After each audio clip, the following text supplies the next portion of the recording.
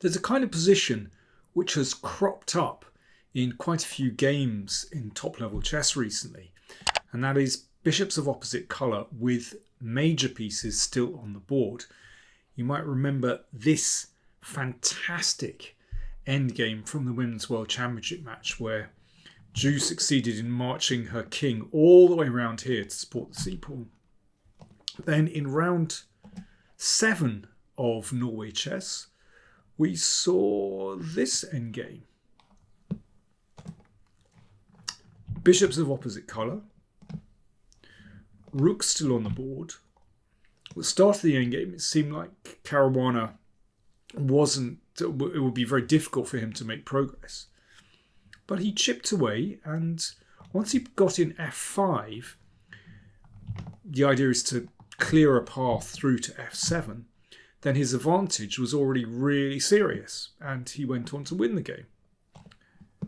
And in round 8 of Norway Chess, we had a couple more games with this kind of semi-end game in Erigaisi against Caruana.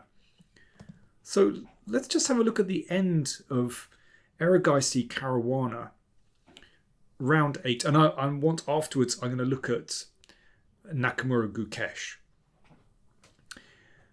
So here we go. You can see, once again, bishops of opposite colour, but major pieces still on the board.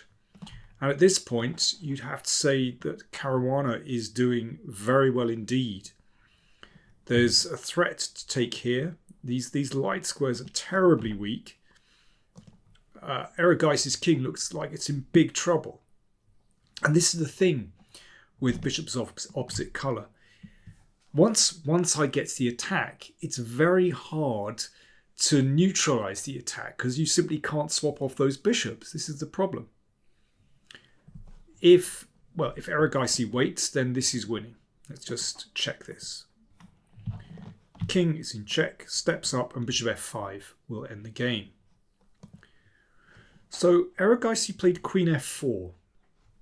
And given the state of white's king, then yeah, he's begging for a queen exchange. Caruana could exchange here. I mean, he's obviously better with this outside passed pawn. He could simply play rook a2 and think about guiding that pawn down the board, because this bishop looks fantastic. It means white's king is so poorly placed. But Caruana took on c3, which at first glance seems okay. Then bishop e3. So a little bit of an achievement from Erigaisi in that he's managed to shut the queen out away from these light squares. The bishop is attacked, so bishop g6. Now, I'm going to have a think. You have a little drink. No, it should be the other way around. I'm going to have a drink. You have a think. What would you play here with white? Now, I'm not looking for one move. I'm looking for a couple of moves here, a little sequence. It is quite extraordinary that Erigaisi managed to turn this game around. Okay, you have a think. White play.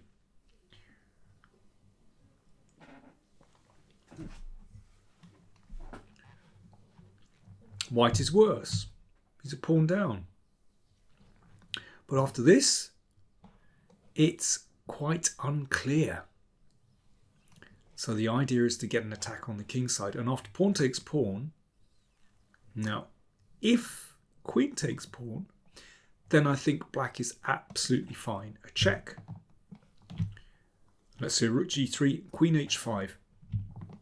Defends the bishop, also defends the rook with an x-ray.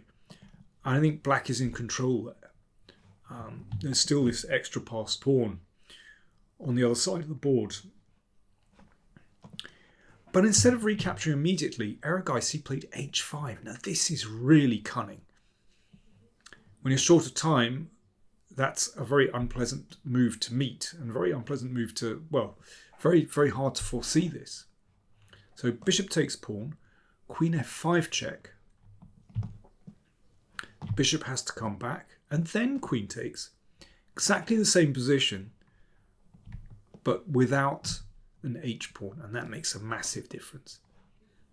This is a really tricky position for black to play, even though Caruana is 2 pawns up here, but the bishop is attacked and the rook is attacked and the king's a little bit open. That's the problem. In fact, there's only one decent move here. I mean, I don't want to go into huge detail, but basically this move, check, is correct, and after rook g3, queen c2, and the queen defends these and black survives. I mean, white is still okay there, but black survives. Okay, why not queen c2 immediately? Well, rook c1 is a killer. That's why the rook had to be dragged up to g3 first. Rook c1 is an absolute killer, because after this, check, another check, you see suddenly this is a deadly attack. And white breaks through to g7. So that's why checking is correct, dragging the rook up, and only then queen c2. But instead of that, Caruana played queen e5 check. So the queen attacks both bishop and rook. Queen h5. White does not exchange queens, but instead plays rook h3, winning the queen. That's the difference. Without the h-pawn, this is winning. A fantastic spot by Erigaisi, actually, and he went on to win the game. So these positions, as I said, with bishops of opposite colour, very double-edged, very sharp. And I want to show you the game between Nakamura and Gukesh. And this was remarkable, actually. So this is the classical game from round 8 of Norway Chess. And it starts out as a Scotch, and the Scotch 4 knights variation. And this doesn't have a particularly good reputation for white. So this is, you could say, the main line. This is a very old line. So it's castle and d5 and e takes d5. I mean, there are games going back right into the 19th century with this. After c takes d5, my database shows that there are approximately 14,000 games have been played starting from this position. But instead of the straight recapture on d5, Gukesh played bishop g4. And yeah, quite a trendy continuation. I mean, Gukesh has played like this before, Carlsen, Caruana, and others. So f3, and the bishop drops back to h5. So one of the points of this is that it stops the queen coming out to this nice square f3, which is actually very common in the old main line. So bishop g4 here, and well, of course, it's possible to take here, but basically black can win back pawns very easily. It's not a problem. So bishop g5 from Nakamura. He was playing this very quickly. Previously, Gukesh has played this and c takes d5. But that does look a little bit better for white with the bishops. But that's playable. This time he simply took on d5. And bishop takes f6. I mean, really, this is the best that white can do. Knight takes d5. That check is not going to win a piece because, remember, there's a discovered attack here. Okay, let me play it out. And that wins the queen. So queen takes b2, rook b1, but this piece is not lost because there's a check. You see, that's why it's nice to just drag that pawn up. King goes back to h1, queen e5, rook e1. So they've had 16 moves. Nakamura's still playing very quickly. In fact, he continued playing practically instantly for the next couple of moves. Attacking the queen, queen d6, 97 checks, all been seen before, by the way. King h8, queen e2. And here's where Gukesh had his first big think after White's 18th move. There was a game from Toronto 2024. The candidates talked Nepo against Caruana that went bishop g6. And the game fizzled out to a draw. Wasn't too much going on. But Gukesh played instead rook b8 after quite a big think. 28 minutes, it says here. And here was Nakamura's first think, queen e4. Threatening mate, bishop g6, knight takes. And, I mean, this looks rather similar to the Nepo Caruana game. And it doesn't feel like there's much going on here. Quite a big decision for black now. Which way do you recapture, f-pawn or h-pawn? Gukesh went with f takes g6. But even with h takes g6, then white has a very clear plan. And that's to do this. g3, king g2, that's just to make the king a little bit more secure, bring it off the back rank. And then h4, h5. A very clear plan, and it's not absolutely clear what black is doing in the meantime. I mean, the computer says that, you know, white has some kind of minimal advantage here. But it's always dangerous. I mean, listen, I'm not going to dispute that. But it's always dangerous when one side has a plan and the other side doesn't. It's hard. So Gukesh played f takes g6. So I presumed he thought that this was a safer way to play. But watch what happens. Naka basically plays the same thing. Rook takes, g3, very important to give the king a little bit more safety. It's nice for white that this bishop is supported by the pawn, and that means the second rank is shut. So the king is pretty safe. So this king can emerge. Black's king, now this is the big difference between the two positions. Black's king cannot emerge very easily from the corner, whereas white's king is pretty free. Rook f8, 14 minutes consumed by Gukesh in this position, and I suspect he was starting to think, maybe this one isn't so easy. King g2, nice and steady, just edge up the board. And the other thing is that, well, I mentioned that it's difficult to exchange off opposite colour bishops, but also it's very difficult in this position for black to exchange off the major pieces, because Nakamura's queen and rook control the e-file beautifully. I mean, there's nothing much going on there at the moment, but still, black cannot simplify, and that's an issue. Bishop e6, I mean, that's just a waiting move. There's not a lot that black can do. h4. So this very clear plan to advance the h-pawn, and basically black is struggling here. Even in an endgame, even if you play queen d4, then let's say rook e7, f4. So white's king, very secure. And it's possible to go for the h5 break, or maybe g4 and h5, and try to slowly open up the king side, open up the bishop's diagonal. This is not an easy position at all for black to defend.